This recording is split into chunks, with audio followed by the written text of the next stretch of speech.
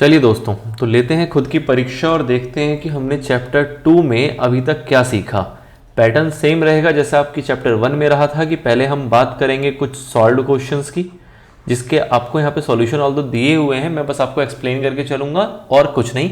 Solution देने का purpose ये ताकि आपको ये पता लगे कि एग्जाम में किस तरीके से आपको लिख के चलना होता है। ऑल्दो हमें जो भी थ्योरेटिकल क्वेश्चंस के आंसर्स हैं वो हमेशा ओन वर्ड्स में लिखने होते हैं।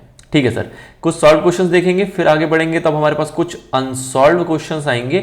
उसके बाद जब हम आगे बढ़ेंगे तो हम देखेंगे फिलअप्स से रिलेटेड क्वेश्चंस, फिर हम देखेंगे ट्रू एंड फॉल्स, एंड फिर हम देखेंगे assertion based questions, assertion reason वाले क्वेश्चंस, एंड एट लास्ट जो हमारा फेवरेट है वो हम उसकी बात करेंगे 10 का दम। तो दिस इज अ सीक्वेंस, इसी सीक्वेंस में हम हर चैप्टर में लेके चलेंगे, ऑल्दो बार बार रिपीट करने की आवश्यकता नहीं है, बट फिर भी हमने एक बार इसको गो थ्रू कर लिया। फटाफट से बात करते हैं, कुछ 30 क्वेश्चंस हमारे पास सॉल्व में और फिर अनसॉल्व की बारी आएगी, तो कुछ क्वेश्चंस उसके शुरू करते हैं फटाफट। पहला क्वेश्चन है आपका, give the meaning of liability. क्या हमने पढ़ रखा है? पैटर्न सेम रहेगा, जो पढ़ लिया है उसको बस गो थ्रू करना है, जो कुछ नया दिखेगा उसको हम डिटेल्ड में समझेंगे कि वो क्या कहना चाह रहा है। ठीक है, तो सबसे पहली डेफिनेशन है कि लायबिलिटी क्या होती है। तो हमने सीखा कि लायबिलिटी का सर मतलब क्या होता है कि जो भी हमें पैसा आउटसाइडर्स को देना होता है उसे हम क्या बोलते हैं? लायबिलिटी। ऑल्दो हमने लायबिलिटी को दो पार्ट में क्लासिफाई किया था, internal liability and external liability, जिसमें हमने कहा कि इंटरनल लायबिलिटी वो होती है जो कि हम किसको देते हैं? प्रोप्राइटर को। मतलब प्रोप्राइटर ने जो पैसा दिया जिसका नाम है कैपिटल, इस कैपिटल को हम इंटरनल लायबिलिटी के नाम से भी जानते हैं। But in general if there is liability, simple एक वर्ड लिखा हो लायबिलिटी, तो आप क्या डिफाइन करोगे? आप हमेशा एक्सटर्नल लायबिलिटी डिफाइन करके चलोगे। तो हमें यहां पे आउटसाइडर्स की बात करनी है। अगर लायबिलिटी वर्ड लिखा हुआ आएगा सवाल में तो हम किसकी बात करेंगे? आउटसाइडर्स की, क्योंकि इंटरनल क्या हो जाता है आपका? कैपिटल। ठीक है, चलिए। अदरवाइज आपको अगर डायरेक्ट क्वेश्चन पूछा जाए कि क्या होता है इंटरनल, क्या होता है एक्सटर्नल, जो कि आपका अगला सवाल है, तो आप बताओगे इंटरनल का मतलब क्या है कि जो प्रोप्राइटर पैसा लगाता है और जो लौटाना होता है प्रोप्राइटर को, उस पैसे को हम बोलते हैं इंटरनल लायबिलिटी, और जो आउटसाइडर्स लगाते हैं उसको हम बोलते हैं एक्सटर्नल लायबिलिटी। ठीक है सर, तो फिने एंड मिलर ने क्या डिफाइन किया इसको कि कहते हैं liabilities are debts, they are amounts owed to creditors. ये वो अमाउंट है जो हमने क्रेडिटर से लेके रखा हुआ है, हमें उनको ये लौटाना है। ठीक है सर, आगे बढ़िए। What is meant by internal and external liability? तो हमने देखा इंटरनल का मतलब होता है वो पैसा जो कि हमें लौटाना है, किसको? ऑनर को, या फिर कह सकते हैं प्रोप्राइटर को। एग्जाम्पल के तौर पे इसका एग्जाम्पल क्या होता है? One and only capital. एक दूसरा एग्जाम्पल और है एक्यूमुलेटेड प्रॉफिट। एक्यूमुलेटेड प्रॉफिट का मतलब क्या है कि जो भी हमने कमाया, हमने बोले तो किसी भी बिजनेस ने जो भी पैसा अर्न किया है ये किसको लौटाया जाएगा? ऑब्वियसली जो पैसा कमाया गया है वो किसको लौटाया जाएगा? तो इस कैपिटल के साथ साथ जोड़ के किसको दे दिया जाएगा? उसके प्रोप्राइटर को। मतलब कि इसमें जो भी मुनाफा होता है वो मुनाफा भी किसका है? प्रोप्राइटर का, और जो कैपिटल है वो भी किसका है? प्रोप्राइटर का। तो ये दोनों के दोनों अगर हमने बिजनेस में रखे हुए, मतलब प्रॉफिट अभी दिया नहीं है प्रोप्राइटर को, दैट इज एक्यूमुलेटेड प्रॉफिट, हमने इकट्ठा करके रखा हुआ है अपने पास, तो वो पैसा हमारे लिए उधार है जो कि हमें लौटाना है, किसको? इस प्रोप्राइटर को। ठीक है सर, और एक्सटर्नल तो हमें पता ही है, वो वाला पैसा जो हम आउटसाइडर को देते हैं। एग्जांपल के तौर पे आपके क्रेडिटर्स हो गए, लोन्स हो गए, बिल्स पेबल हो गए, kind of. Okay sir, give any one definition of assets. अगर एसेट्स की डेफिनेशन देनी हो तो क्या है? तो देखो एसेट की एक ऐसी डेफिनेशन है ना जो मैं आपको कहूंगा कि आप इसको याद अगर कर सकते हो तो कर लो। ऑल्दो आप अपने वर्ड में भी डिफाइन करोगे चलेगा, बट ये बहुत प्यारा है और बहुत छोटी डेफिनेशन है, कोई बहुत ऐसी लेंदी नहीं है जिसको आपको रट्टा मारना पड़े। आप 2-4 बार रीड करोगे आपके जहन में ये बस जाएगा। बट ये डेफिनेशन बहुत खूबसूरत है, और एसेट ऐसा एक डेफिनेशन है जो कि जनरली पाया गया है कि एग्जाम्स में इसके ऊपर पूछ ही लिया जाता है कि एसेट को डिफाइन कर दो। आप आगे भी देखेंगे, इस नोट्स में भी देखेंगे कि एसेट की डेफिनेशन और भी बार बार आएगी। तो ये डेफिनेशन बहुत अच्छी है, आपको याद करना चाहिए मेरे हिसाब से।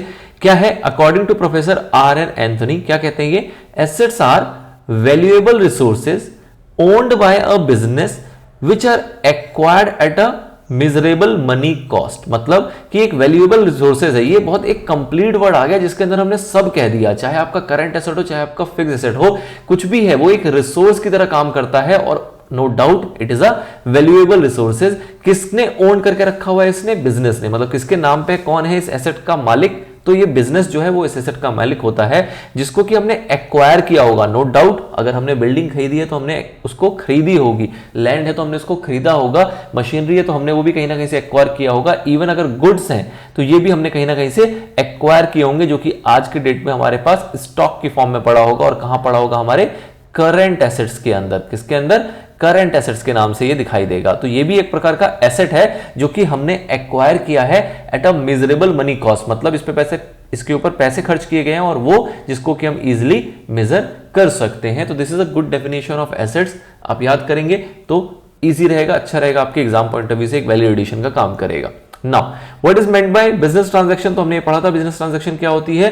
कोई भी इकोनॉमिक एक्टिविटी जो कि बिजनेस के द्वारा की जाती है जिससे कि आपका फाइनेंशियल पोजीशन जो है वो अफेक्ट होता है, फाइनेंशियल पोजीशन के अंदर बदलाव आता है, आपके फाइनेंशियल स्टेटस में चेंज आता है, तो उसको हम क्या बोलते हैं? Business transactions. ठीक है, जो भी बिजनेस ट्रांजैक्शंस होंगे उससे क्या इंपैक्ट होगा? या तो आपके एसेट्स में कोई इंपैक्ट आएगा, या लायबिलिटी में कोई इंपैक्ट आएगा, या कैपिटल में कोई इंपैक्ट आएगा।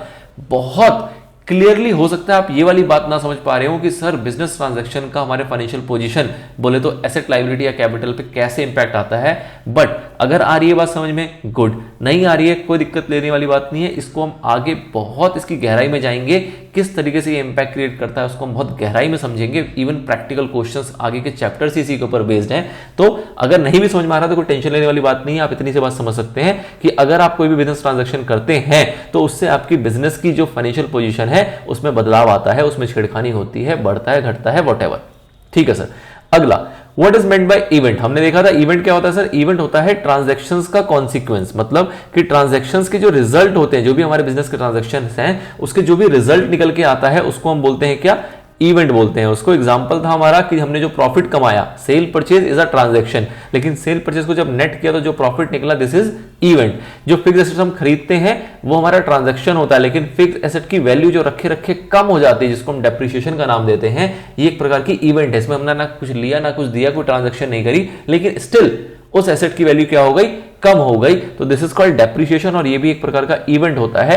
क्लोजिंग इन्वेंटरी, इसका भी हमने एग्जांपल में देखा था, हमने 200 यूनिट खरीदा, 150 यूनिट हमने बेच दिया, जो 50 यूनिट बच गया दिस इज व्हाट? इवेंट। 200 खरीदा, ट्रांजैक्शन था, 150 बेचा, वो भी ट्रांजैक्शन था, लेकिन जो बच गया इसके अंदर हमने कोई ट्रांजैक्शन नहीं की, this is the result of that transaction which is known as closing inventory. तो ये बहुत प्यारा एग्जांपल है और बहुत ही प्यारा सवाल था आपके सामने। अगला आता है what is meant by intangible assets? Sir intangible assets क्या होते हैं? इंटेंजिबल एसेट्स वो एसेट्स होते हैं जिसको हम देख नहीं सकते, छू नहीं सकते, उसको हम फील नहीं कर सकते और उसका किसी भी प्रकार का कोई फिजिकल एग्जिस्टेंस नहीं होता है, लेकिन बिजनेस के लिए इंपॉर्टेंट होता है। एग्जांपल के तौर पे हमने गुडविल देखा था, पेटेंट देखा था, ट्रेडमार्क देखा था और कॉपीराइट देखा था। एक सर ये कुछ नया दिख रहा है, ये हमने पहले नहीं पढ़ा, ये क्या चीज है? ये चीज हमने पीछे नहीं पढ़ी है। क्या है sir? What are the liquid assets? Liquid assets क्या होते हैं? तो लिक्विड एसेट्स क्या होते हैं? लिक्विड एसेट्स का मतलब है वो एसेट्स जो कि कैश में आपके कन्वर्ट हो सकते हैं, वो एसेट्स जो कि आपके कैश में कन्वर्ट हो सकते हैं। क्या होते हैं सर लिक्विड एसेट्स? वो एसेट जिसको आप इजीली कैश में क्या कर सकते हो? कन्वर्ट कर सकते हो। अगर ये लिक्विड एसेट है तो करंट एसेट क्या होता है? करंट एसेट्स में भी हमने देखा था कि करंट एसेट्स वो होते हैं जिसको हम इजीली कन्वर्ट कर सकते हैं कैश में, लेकिन इसमें फर्क किसका आ रहा है? ड्यूरेशन का। जैसे कि करंट एसेट में हमने क्या देखा कि वो एसेट्स जो कि हमारे विद इन ऑपरेटिंग साइकिल हमारे कैश में कन्वर्ट हो जाए उसको हम क्या बोलेंगे? Current asset. फिर हमने कहा अगर ऑपरेटिंग साइकिल ना पता हो तो आपकी इसकी जगह पे क्या मान लेना? 12 मंथ्स मान लेना। क्या मान लेना? 12 महीने मान लेना। लेकिन लिक्विड एसेट्स क्या होगा? तो इसके लिए कहा जाता है कितना पीरियड? इसके लिए कहा जाता है 3 मंथ्स। इसके लिए क्या कहा जाता है? 3 मंथ्स। मतलब उस प्रकार के एसेट्स जो कि 3 महीने के भीतर 3 महीने के अंदर अंदर वो कैश में कन्वर्ट करने योग्य है, मतलब उसको नगद के रूप में लाया जा सकता है, तो उसको हम क्या बोलेंगे? Liquid asset. This is a sub category of current asset. This is what? Sub category of current assets. मतलब ये करंट एसेट्स में हमने कहा कि वो एसेट जो कि 1 साल के अंदर कैश में कन्वर्ट हो सके। अब 1 साल के पीरियड को अगर और कम कर दो, हम कहें कि 3 मंथ के अंडर में अगर कोई कैश में कन्वर्ट हो सके तो उसको क्या नाम देंगे? Liquid asset. मतलब जिसकी लाइफ जो है बहुत छोटी होती है। एग्जांपल के तौर पे आप देख लीजिए कैश। कैश तो हमेशा ही कैश की फॉर्म में होता है, इसकी कन्वर्जन की कोई रिक्वायरमेंट नहीं है। बैंक में पैसा पड़ा है, it's equal to cash only. आप बैंक से पैसा जब चाहे निकाल सकते हैं, कैश में कन्वर्ट कर सकते हैं। बिल रिसीवल वो वाले जो 3 मंथ के अंदर है, मतलब कि बिल रिसीवल बनाया, आपके डेटर ने आपको कहा कि मैं आपको 2 महीने के अंदर पैसा दे दूंगा, मतलब कि इस बिल रिसीवल की जो लाइफ है वो कितनी है, वो लाइफ है 2 मंथ्स। तो इस टाइप के अगर बिल रिसीवल है तो वो लिक्विड एसेट्स में आते हैं। डेटर वो वाले जो कि आपके 3 मंथ के अंदर इन कैश हो सकते हैं। और शॉर्ट टर्म इन्वेस्टमेंट, नाम में शॉर्ट टर्म है, मतलब कि कोई ऐसा इन्वेस्टमेंट है जो कि 3 महीने के अंदर आपका कैश में कन्वर्ट हो जाएगा, जिसकी मैच्योरिटी लाइफ जो है वो कितनी है, वो सिर्फ और सिर्फ 3 मंथ्स है। तो उसको हम क्या बोलते हैं, लिक्विड एसेट। इसमें आप देखेंगे, गौर फरमाएंगे तो इसके अंदर स्टॉक नहीं आता। स्टॉक नहीं आता। स्टॉक क्यों नहीं आता? क्यों? क्योंकि स्टॉक जो है वो हमारा करंट एसेट का पार्ट है। स्टॉक को हमने क्या कहा कि एक स्टॉक जो हम खरीदेंगे और वो घूम के आएगा by way of operating cycle, तो उसमें हमें कितना टाइम लगता है, अगर पता है तो अच्छी बात है, अदरवाइज हम बोलते हैं 12 महीने। तो स्टॉक है जिसको घूमने में 12 महीने लगेंगे। तो 12 महीने अगर लगेंगे तो ऑब्वियसली 3 महीने के अंदर आपका कैश में कन्वर्ट नहीं हो सकता। इसलिए लिक्विड एसेट में कभी भी आपका स्टॉक काउंट नहीं किया जाता है। उसमें सिर्फ और सिर्फ इस प्रकार के एसेट्स आते हैं जो आपने यहां पे एग्जांपल में देखे। ठीक है सर। अगला सवाल आता है फिक्टिशियस एसेट क्या होते हैं। तो सर आपने बताया था कि फिक्टिशियस एसेट को ही हम नॉमिनल एसेट भी कहते हैं, और इसकी डेफिनेशन को हमने पीछे पढ़ा था। कब पढ़ा था? जब हमने बात की थी डेफर्ड रेवेन्यू एक्सपेंडिचर की। हमने देखा था कि वो एक्सपेंडिचर जिसको हम डेफर कर देते हैं उसको हम क्या नाम देते हैं, उसको हम नाम देते हैं फिक्टिशियस एसेट्स। मतलब वो एसेट्स जो कि जिसकी एक्चुअल में कोई एग्जिस्टेंस होनी नहीं चाहिए, पर due to our accounting procedure हम उसको अपने बुक्स में रखते हैं, हम उनको एसेट्स में रखते हैं, और over the period of time वो क्या हो जाते हैं, आपके राइट ऑफ हो जाते हैं, एक तरीके से जीरो हो जाते हैं। मतलब कि जब हम कुछ ऐसे खर्चे कर देते हैं, एग्जांपल के तौर पे था हमारा एडवर्टीजमेंट, कुछ ऐसे एक्सपेंडिचर कर देते हैं जो कि 1 साल तक बेनिफिट नहीं देंगे, हमें लगता है वो लॉन्ग टर्म बेनिफिट देंगे, कई सालों तक बेनिफिट देंगे, तो उस टाइप के खर्चों को हम सीधा के सीधा खर्चा नहीं मानते, हम उसको कहते हैं कि बताओ कितने साल तक बेनिफिट देगा। अगर 5 साल तक बेनिफिट देगा तो 1 साल का पार्ट मतलब 1/5 तो एक्सपेंस मान लो, लेकिन बाकी जो बच गया 4/5 इसको आप क्या मानो, इसको आप एक प्रकार का एसेट्स मानो, और उसको एसेट्स को हम क्या नाम देते हैं, फिक्टिशियस एसेट्स। ठीक है सर, ओके सर। ये जो एसेट्स हैं ये हमारे रियल एसेट्स नहीं होते, ये सिर्फ नाम के एसेट्स हैं, इसलिए इसको हम नॉमिनल एसेट्स भी कहते हैं। और इसको क्या कैश में रियलाइज कर सकते हो? बिल्कुल भी नहीं, कभी चाह के नहीं कर पाओगे, क्योंकि ये तो वो खर्चा है जो आप कर चुके हो, एक्सपेंस्ड ऑफ हो चुका है। Just by way of accounting system हम उसको इस तरीके से प्रेजेंट कर रहे हैं, बट ये रियल एसेट नहीं है। आप चाहो बोलो कि एडवर्टीजमेंट एक्सपेंडिचर को बेच के पैसा लेके आओ, ऐसा पॉसिबल नहीं होता। एग्जाम्पल आपका है एडवर्टीजमेंट सस्पेंस लिखा है, advertisement expenditure same thing. Preliminary expense होता है, और डेफर्ड रेवेन्यू एक्सपेंडिचर का तो एग्जांपल हमने देखा ही था, वो एडवर्टीजमेंट ही है। प्रीलिमिनरी एक्सपेंसर क्या होता है? तो इस चीज को और थोड़ा सा मैं यहाँ पे वेटेज दे देता हूं। प्रीलिमिनरी एक्सपेंस यहाँ इसलिए कहा जा रहा है कि जैसे कि यहाँ पे बात की जा रही है कमेंसमेंट ऑफ बिजनेस की। कहने का मतलब क्या है कि आपको एक बिजनेस स्टार्ट करना था, सपोज कीजिए आपको स्टार्ट करना था 1/4/2022 से, इसे कहते हैं मुहूर्त। आपको 1/4/2022 का आपका मुहूर्त था, आपको इस डेट पे बिजनेस लॉन्च करना था, लेकिन एक डेट पे सारे खर्चे नहीं हो जाते। जब आपको बिजनेस इस डेट पे लॉन्च करना होता है तो बिजनेस स्टार्ट करने से पहले, इसको स्टैब्लिश करने के लिए, इसकी स्टैब्लिशमेंट में आपको अनेक प्रकार के खर्चे करने पड़ते हैं, अनेक अपॉइंटमेंट्स करने पड़ते हैं, आपको कई बुकिंग्स वगैरह करनी पड़ती है, कई टाइप की एडवर्टीजमेंट करना पड़ता है, अनेक प्रकार के खर्चे होते हैं। अब जो भी ये खर्चे होते हैं ये बल्क में होते हैं, ये बहुत बड़े खर्चे होते हैं, जिसका बेनिफिट अगेन आपको over the period of time मिलता है, सिर्फ 1 साल का नहीं होता। बिजनेस स्टार्ट हुआ नहीं है लेकिन उससे पहले आप खर्चे कर रहे हो ताकि आपका बिजनेस स्टैब्लिश हो चुके। तो इस टाइप के अगर कोई खर्चे आपने कर रखे हैं उसको बोलते हैं प्रीलिमिनरी एक्सपेंसेस। ये खर्चे जो आपने बिजनेस स्टार्ट करने से पहले किए हुए होते हैं, इसको आप अपने बिजनेस के अंदर आने वाले भविष्य में राइट ऑफ करते हो, एडजस्ट करते हो। अगर ये खर्चा इतना बड़ा है जिसका बेनिफिट सपोज 3 साल तक आपको लगता है कि मिलेगा, तो अगेन 1/3 आपका करंट ईयर का एक्सपेंस हो जाता है, लेकिन 2/3 आपका क्या कहलाता है, प्रीलिमिनरी एक्सपेंसेस, जो को हम कहां पे बुक करते हैं, अगेंस्ट फिक्टिशियस एसेट्स। एक्चुअल में एसेट नहीं है, but due to our accounting हम उसको एसेट्स में लेके चलते हैं, तो इसलिए ये फर्जी एसेट्स है, फिक्टिशियस एसेट्स है। ठीक है सर, समझ में आ गई बात। आगे बढ़ते हैं।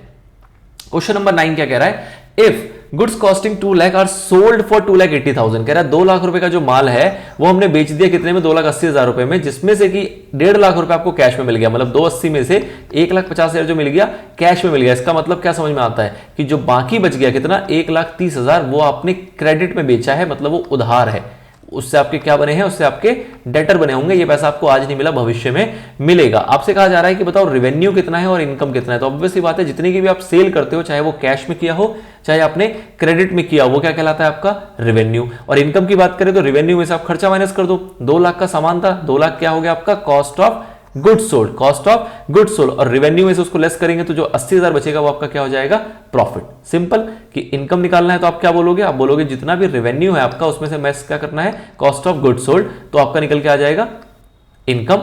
और रेवेन्यू क्या होता है, जो सारा आप माल बेच चुके हो वो रेवेन्यू है, चाहे आपको उसका पैसा मिला हो चाहे वो पैसा भविष्य मिले, डजंट मैटर, बट आपके रेवेन्यू में वो काउंट हो जाता है। ठीक है सर। अगला सवाल, कैपिटल क्या होता है। कैपिटल क्या होता है सर, जो अमाउंट इन्वेस्ट किया जाता है किसके द्वारा, प्रोप्राइटर के द्वारा, उसको हम क्या नाम देते हैं, कैपिटल का। जब अमाउंट यही प्रोप्राइटर विड्रॉ कर लेता है तो उसको हम क्या नाम देते हैं, ड्रॉइंग का। ये दोनों मीनिंग हमने साफ साफ देखी थी कि जब भी कोई पैसा किसी प्रोप्राइटर ने इन्वेस्ट किया अपने बिजनेस के अंदर तो जो भी पैसा लगाया जाएगा वो क्या कहलाएगा, आपका कैपिटल कहलाएगा। इसके अंदर हम देखा था कि अमाउंट इन्वेस्टेड, इसमें आप लिख सकते हो इन डिटेल कि इन कैश और काइंड, मतलब कि अगर अमाउंट इन्वेस्ट किया है तो भी चंगा, अगर अमाउंट के अलावा उसने कुछ फर्नीचर लेके आ गया, किसी प्रकार का कोई एसेट लेके आ गया, गुड्स ही लेके आ गया, कुछ भी लेके आ गया, तो वो सबका सब क्या माना जाएगा, आपका कैपिटल ही माना जाएगा। इसी प्रकार से वो कुछ भी लेके चला जाए, कैश लेके चला जाए या फिर कोई गुड्स या वैल्यू ऑफ गुड्स लेके चला जाए, या आप कह सकते हो कि कैश में ले जाए या काइंड में ले जाए, जरूरी नहीं है गुड्स, कभी कभार आप देखेंगे कि वो कोई एसेट ही उठा के ले गया आपके बिजनेस से, जरूरत पड़ सकती है ले आ सकता है, कोई दिक्कत वाली बात नहीं है, तो उसको हम क्या नाम देंगे, ड्रॉइंग का नाम देते हैं। ऑब्वियसली जो लेके जा रहा है वो किस लिए लेके जा रहा है, पर्सनल यूज के लिए लेके जा रहा है, जैसे कि अपना वो पर्सनल एसेट लेके आया था, जब भी कुछ पर्सनल लेके आएगा कैपिटल बनेगा, पर्सनल के लिए वापस लेके चला जाएगा बिजनेस से तो ड्रॉइंग बन जाती है। इसकी हमने डेफिनेशन देखी थी और इससे हमने एक अकाउंटिंग इक्वेशन बनाई थी। क्या इक्वेशन थी सर हमारी, हमने देखा था कि इंसान के पास पैसा कहां से आएगा, या तो खुद का होगा which is known as capital, या तो वो बाहर से लेके आएगा which is known as external liability, मतलब कि या तो उसका खुद का पैसा होगा या तो वो बाहर से पैसा लेगा, और ये कुल जो पैसा है वो उसका क्या है, टोटल फंड। ये क्या है उसका टोटल फंड, और यही जो टोटल फंड है ये फंड क्या कहलाएगा, आपका एसेट।